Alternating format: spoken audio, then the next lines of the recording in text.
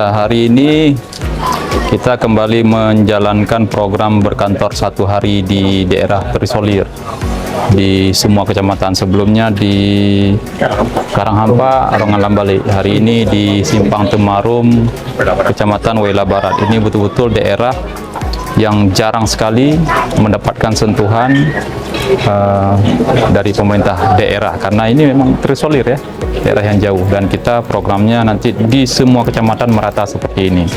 Dan saat kita turun seperti ini, semua dinas ikut dan mereka membawa bantuan dari dinas masing-masing.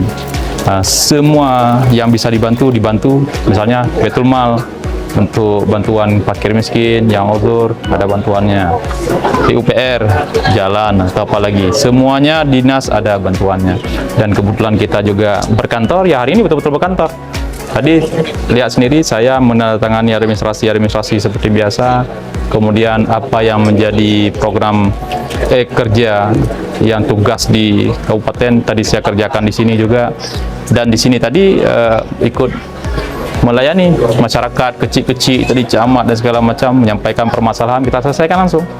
Tadi misalnya ada tapal batas, panggil asisten, ada sekda, ada wabub, ada DPMG, semuanya langsung rapat, putuskan, selesai.